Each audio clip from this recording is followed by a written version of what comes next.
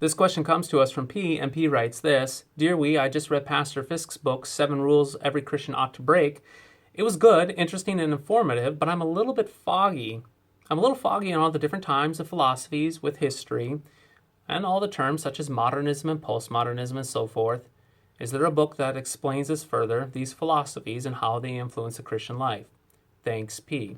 That's a good question, P. There are actually 2 books I'd like to recommend. The first one is from Heath White, and it's titled Post-modernism 101. It's a very good introductory book that explains just the basic terminology and what's going on. If you want a book with a little bit more depth, a little bit more thorough, I would recommend Gene Edward Veith's book, Postmodern Times. It's a very good book, a little bit more in depth on that subject. They both will really kind of give you a snapshot of these different ideologies that we are experiencing and processing here in the 21st century. There's also something else to keep in mind, and I'll just briefly state this to think about. We as a Western civilization, yes, us as a Western civilization, are no longer in a Christianized environment. We are actually post-Christian.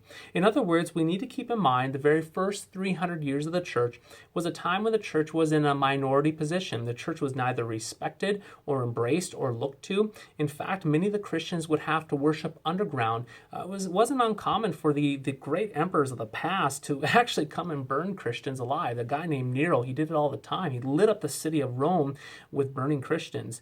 Well, it wasn't until about 318 when this thing called the Edict of Milan came about. And basically that edict said, hey, you know what, it's not cool to kill Christians anymore.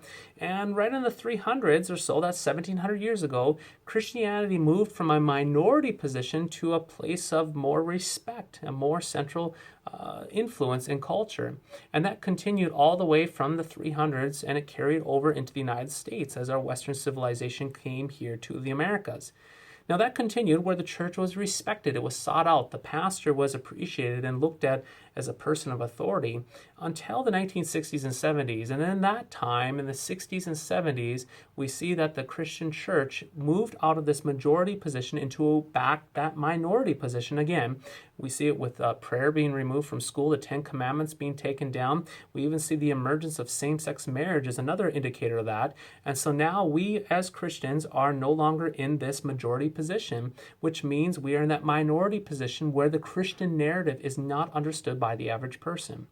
Now that's a real quick, synopsis over 3 minutes sharing all 3 different views, but that also gives you a context too, that we're not only dealing with a postmodern ideology, but we Christians are also in a minority position, and we're no longer in a place and a sphere and a context where the average person understands the Christian narrative. Now, I would commend those books to you. Continue watching Worldview Everlasting to get and glean all this wonderful, rich theology as we all maneuver, not only in this postmodern time, but in this post-Christian time as well. We'll catch you next time.